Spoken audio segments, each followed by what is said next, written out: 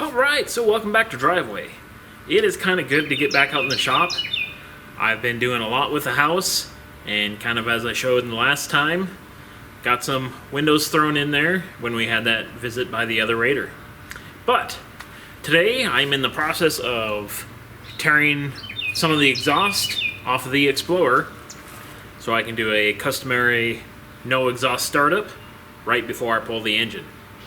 So we got most of the yard cleared away, so we're sitting in a good spot to get the Explorer kind of out of the way while we tear that thing apart. But today we're kind of going to focus on the MAC valve that controls the boost pressure in the Crossfire and probably in some of you guys' cars. So the big thing I want to try to kind of illustrate is how this thing actually works. So let's head in the garage. I've got a contraption set up that we can kind of test and see if things work the way you expect them to work.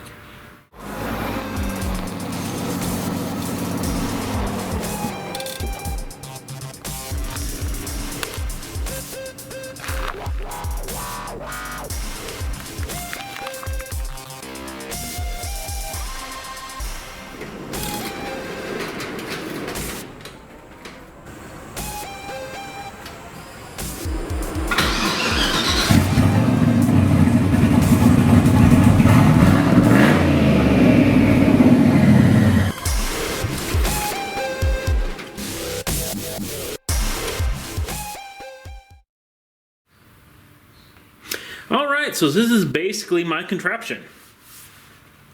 I've got a portable air tank here, which has adjustable valve type of stuff for reasons we'll find out here. And we've got a MAC valve, 4-port, and then I've got a gauge on the bottom port, and then the top port is into the tank. Now I'm doing this as kind of like a capacitor, because as you'll notice, these needles are just going to jump around insanely, and that's kind of due to the effect of the MAC valve. Now I've always had a thought in my head on how these work, and I was just a little bit off. They're actually kind of a simpler object than what I was thinking they were. So anyways, at 0% duty cycle, this port where this gauge is connected directly to the inlet, while the top port is connected directly to the vent, venting all the air in that one and pressurizing everything in this one. And then when you go to 100% duty cycle, it flip-flops it. So this line will be connected to that one, and this one will connect to the vent. So essentially, all that your MAC valve is doing is adjusting the amount of time it's being spent with air versus the vent. So then 75% means that 75% of the time, this line will be connected to that, while 25% of the time, this guy will be connected to that. And then inversely, 75% of the time, this guy will be connected to the vent, while 25% that guy to the vent. So this allows you to make some extrapolations. Hypothetically, you can do mathematical values. I did calculate a set of mathematical values based off of 30 psi. I kind of put all the percentages, so from 25% to 75%, and then just mathematically took, if you're at 75%, it should be 75% of your value of this guy, and if you're at 50%, it should be 50% of that guy. So essentially at 50%, you should have 15 psi on each, while 30 is your inlet. So basically going from there, you then have to think about how the wastegate's set up. A top port and a bottom port. Now what you're going to see is we're going to be looking at the difference between the two. So let's take that 50 for example.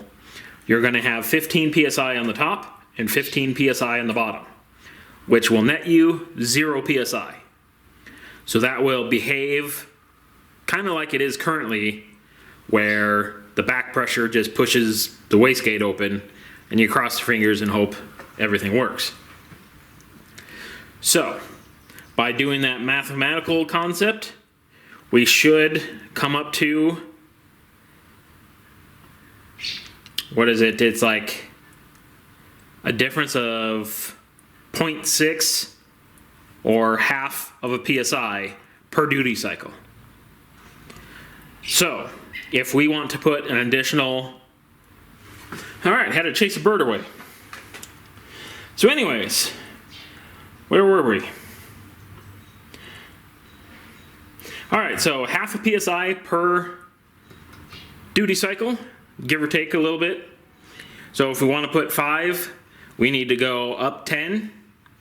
So from 50, we need to go approximately 60.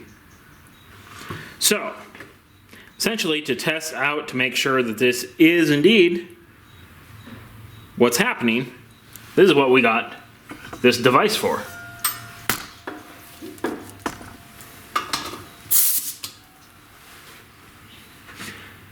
So we're up kind of close to 30, close enough. We can probably adjust it a little bit. Okay, that's 30 there. And we're currently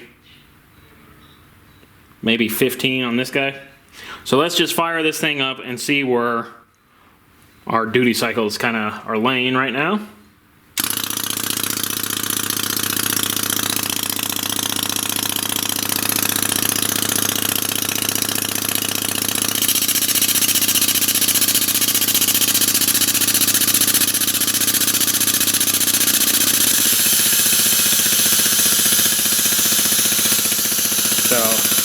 Probably going to be hard to see up here in the corner, but 13%, you can tell there's really nothing happening.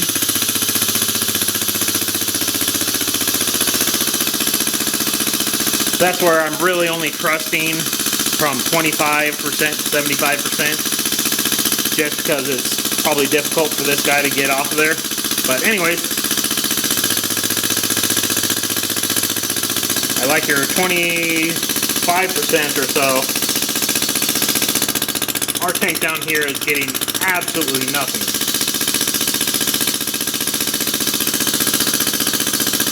So let's just crank that back up to about 50.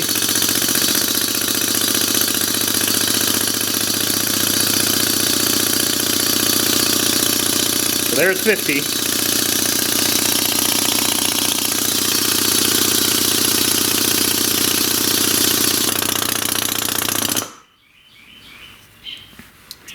Alright, so after letting it run for a little while, we are roughly about that 15. So that's kind of about where we expected it to be. So let's just crank it up and put it at about that 60 area, which we think should be about a 5 psi over. So that should be 20 psi on this guy.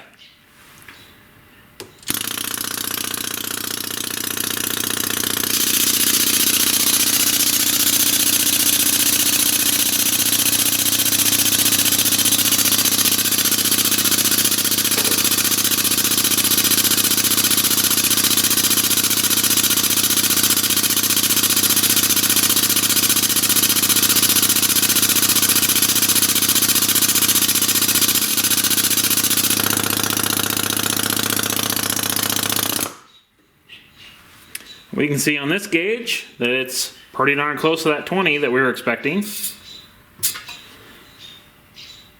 This guy, pretty darn close to that 20. So that'll at least be a good place to start off. That should hypothetically get us about 8 to 9 psi on the Crossfire, which would be good to just make sure that the system's working the way it's supposed to. Now this system is particularly nice when you have a really light spring in your wastegate. That way you can force it open and close however you want.